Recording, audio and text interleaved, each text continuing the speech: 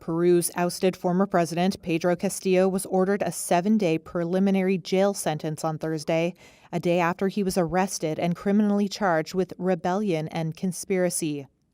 The widely unpopular leader's swift fall from power came after congressional lawmakers voted overwhelmingly to remove him. After Castillo tried to dissolve Congress illegally in a bid to stay in office and avoid a third impeachment vote. His downfall follows months of instability and multiple corruption scandals. On the day of his arrest, supporters of Castillo clashed with riot police in Lima, while others took to the streets to celebrate the ex-leader's ousting. On Thursday, his supporters protested outside the prison where he was being held. Castillo's lawyer rejected the rebellion charge, arguing that such an act implies use of weapons and violence, which he said never occurred. Prosecutors said he should be behind bars. It is to be noted that if freed, Mr. Castillo could communicate with government officials to hide or destroy elements of conviction that prevent the investigation of the truth. Meanwhile, Castillo's successor and former vice president, Dina Boluarte, issued her first pronouncements at the presidential palace a day after being sworn in as Peru's first female president. I think that the assumption of the presidency at this time is a bit of a reorientation of what needs to be done with the country. Later on, in coordination with all the organizations, we will be looking at alternatives to better reorient the destiny of the country. Boluarte may ultimately have to call for early elections to bring stability to a country that has been mired in political turmoil for years.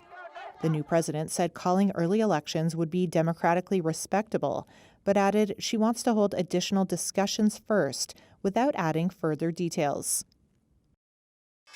The S&P 500 closed higher on Thursday, snapping a 5-session losing streak.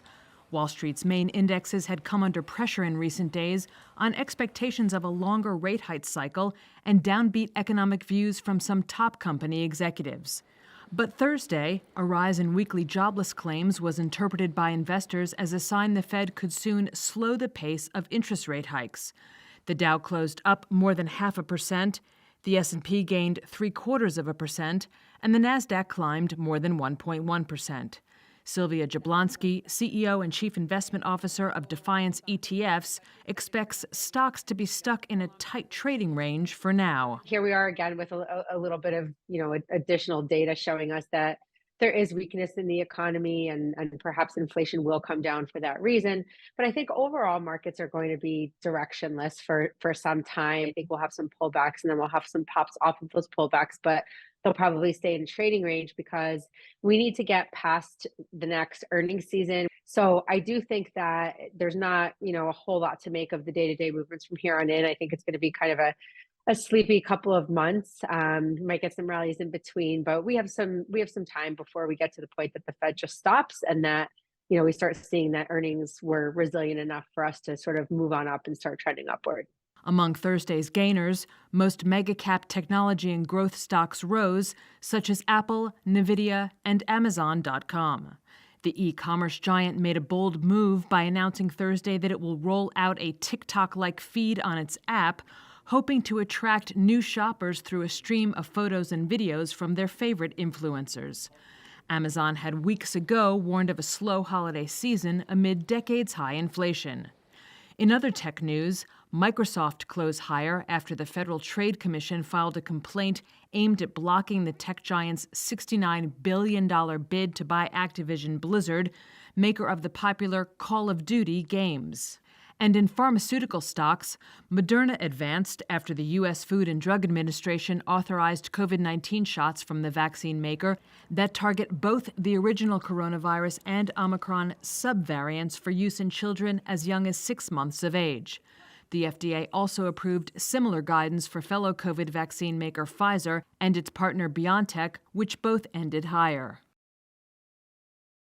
For the offence of causing the death of Harry Dunn by your careless driving, Anne Sakulis, a U.S. government employee, was given an 8-month jail term, suspended for 12 months, by a London court on Thursday for causing the death of 19-year-old Harry Dunn when she drove on the wrong side of the road in England in 2019. It means she would only face prison if she commits another crime in Britain in the next year. Sakulis, the wife of a U.S. intelligence officer who was stationed in the UK at the time, fled the country after the crash, blamed her departure on pressure from the U.S. government. She pleaded guilty by video link in October and also appeared remotely on Thursday. Sakulis' lawyers told the court their client had been advised not to attend in person. The reasons were that for the first time in these criminal proceedings, a barrier to your attendance emanating from the American government was relied on in support of the application. Dunn's mother, Charlotte Charles, welcomed the sentence, but said not showing up was cowardly. I think it's despicable that she didn't come over on the judge's orders. Cowardly. Yeah, huge coward. We weren't cowards. We didn't back away from the US government or the UK government in the beginning. We didn't back down, because we have values. Maybe she doesn't. Dunn was riding his motorcycle near an Air Force base used by the U.S. military in the English county of Northamptonshire when he was hit by a car driven on the wrong side of the road by Sakulis. Sakulis claimed diplomatic immunity from criminal prosecution after the crash. The United States refused to extradite her. The incident caused a spat between London and Washington and even led to a meeting with then U.S. President Donald Trump. The British government backed calls for Sakulis to be prosecuted. For the family, the sentencing is the culmination of 3 years of fighting for justice. Job done.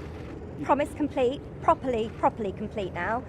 Anne Sakulis has a criminal record for the rest of her life. That was something that, she never thought she'd see, the US.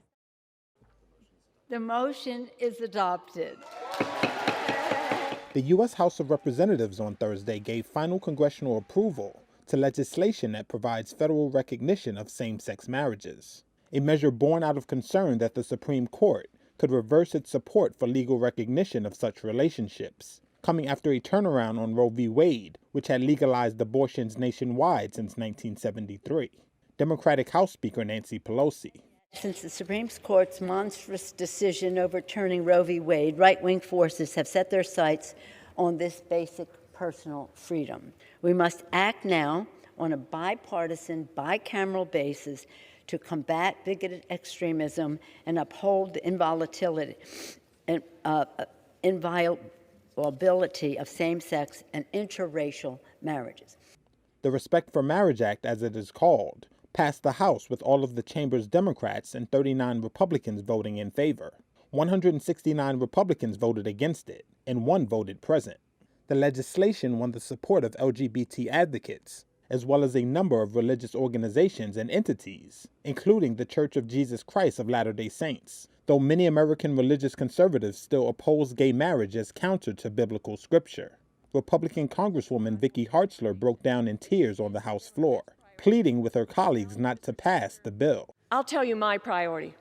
Protect religious liberty, protect people of faith, and protect Americans who believe in the true meaning of marriage. I hope and pray that my colleagues will find the courage to join me in opposing this misguided and this dangerous bill.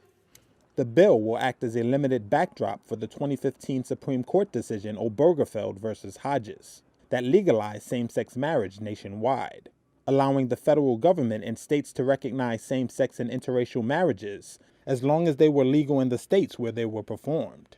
But the narrowly written legislation makes concessions for religious groups and institutions that do not support such marriages. And it would not bar states from blocking same-sex or interracial marriages if the Supreme Court allowed them to do so. The measure, which already passed the Senate, now goes to the desk of the Democratic President Joe Biden, who is expected to sign it into law. This is what's left of Alexander Hupalo's home. There was hell in here, he says. He's among a small group of Ukrainians who have returned to Posad-Pokrovske, a village in Kherson. It was once the war's front line. Ludmila Hupalo says over 3,000 people used to live here. Less than 200 have come back. Some come, repair their house, and leave. The ones that still have something to save, they save it. The ones that have nothing to save and have no place to live, they don't come back. My parents' house is gone, completely ruined. There's some roof left above my house, but it's still scary to look at. When Russian forces advanced earlier this year, people fled in a mass westward exodus.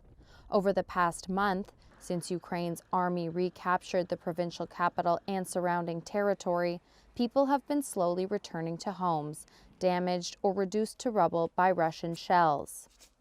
Nearby, farmer Vasil Olyanik surveys his property. He says Russian forces destroyed his farming equipment and his livelihood. I have no idea what to do, what to begin with. You see with your own eyes. Everything is destroyed. Back at home, he fires up one of the wood stoves sent in to help villagers cope with the bitter cold. But it's still a far cry from a return to normal.